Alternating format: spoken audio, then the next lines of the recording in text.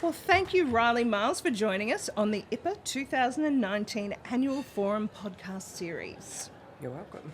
And thank you for your presentation on what Cairns Safer Streets has achieved. Can you tell us about, this sounds like a really good example of these public purpose partnerships that are such a big theme of this conference. It is, and when we first started, there really wasn't very many of these things around, so we didn't have any frameworks that we were able to look at or go, oh, that worked there, so we'll do it. We were sort of seen as the let's put together a collaboration And of see if agencies this and see whether or not, if it works here, maybe we'll be able to roll it out somewhere else. And while I think that was the intention, the realities behind that and sometimes how long it does take to see changes made and to develop a framework around those has taken us a little bit longer. So it's not really the rollout model, I suppose, that we were hoping for in the beginning, but certainly it's transferable even as it stands today. And I suppose that shows too that even as you're rolling out, you do need to be responsive to the needs of the people that you are,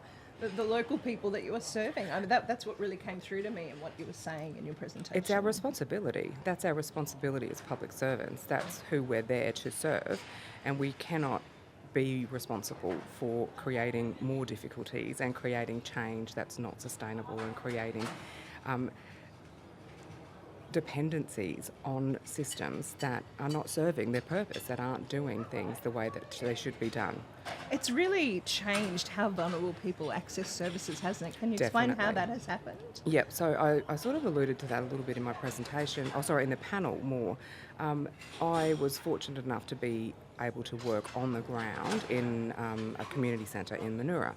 Now, that's quite a vulnerable community. They're a wonderful community, but they've had their fair share of tragedy, they've had their fair share of negative press, and just the general perception that people live under that cloud within these sort of communities.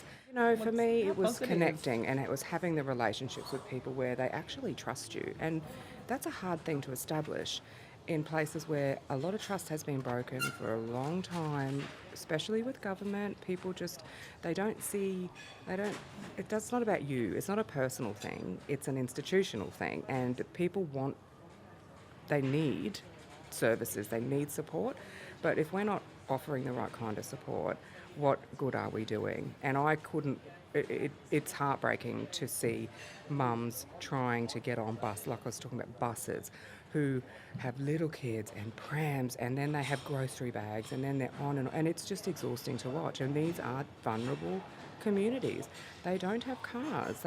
Buses are there, yes, but they might have to transfer. And anybody that's done it knows it's not the easiest thing to do, especially with little kids.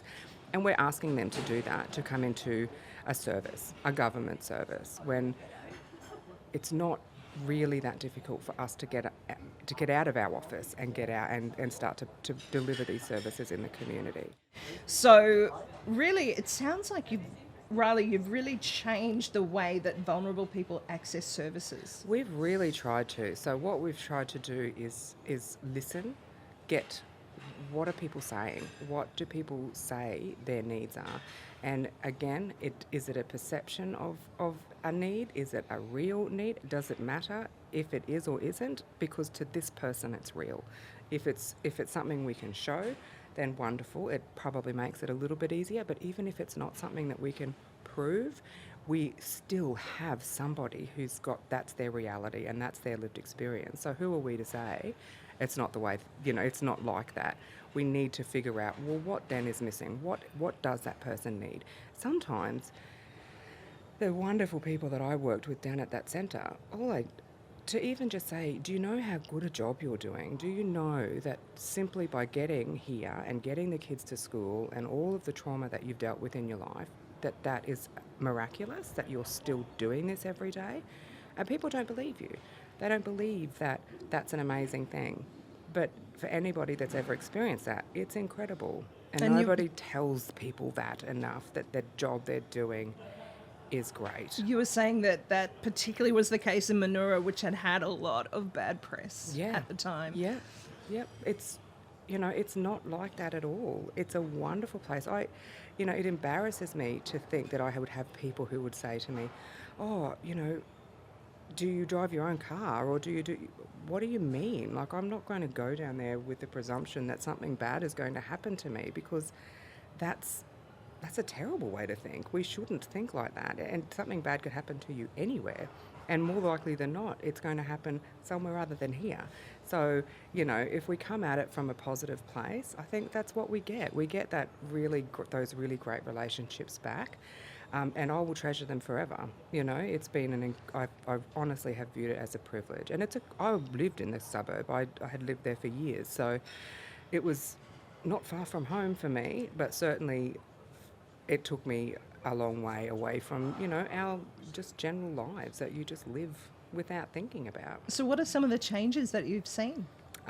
Just people talking, people coming out into the street. Lots of people tend to live quite isolated lives when they this routine, get the kids to school, go home, I'll do this. People, they want to come out, they want to start participating. Our Space and Place program, for example, we will have the kids start, and then the older kids come, and then the parents will come, or the grandparents, and we all of a sudden have people of all ages doing karate, in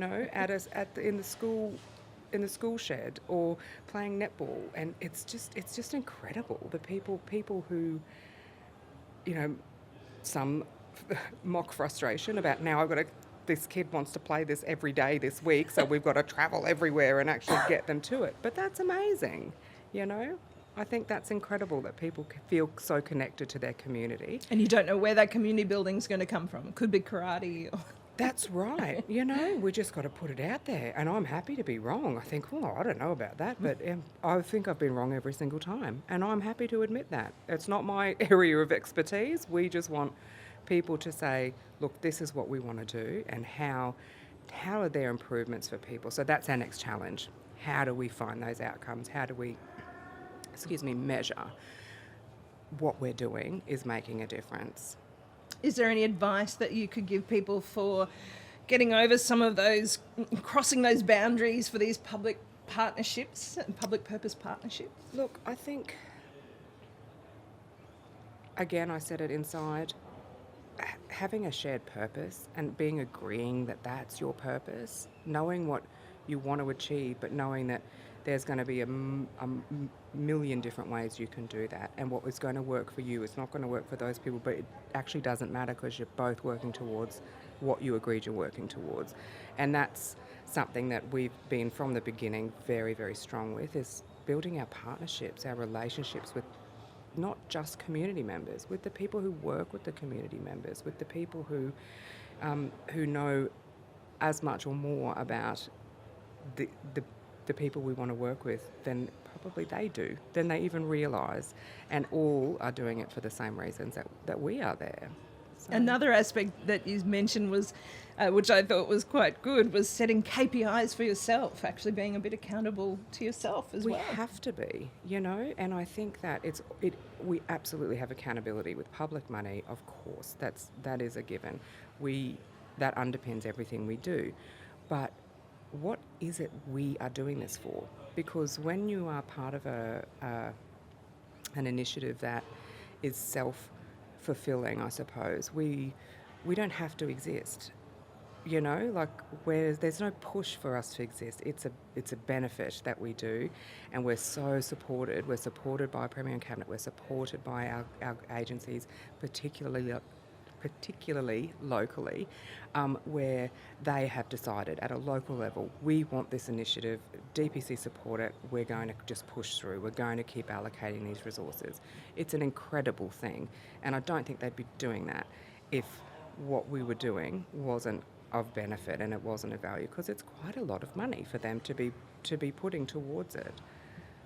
Well, thank you so much for sharing this with us again, Riley. Are there any takeaways or final thoughts that you'd like to leave us with? Only that when I attend things like this, it's nice to see that these are the conversations, the way we look at the world, the way we challenge thinking, and the way that everybody is wanting to do that. And it's nice to have that reassurance that we're not fighting the fight. We're just flying a little flag saying, look, we want to do this too, but everybody who's here wants to do that. And that there's been progress and you've seen Yep. it, and let's all give that a try. Yep. Thank you so much for Thanks sharing it with us, for Riley. having me.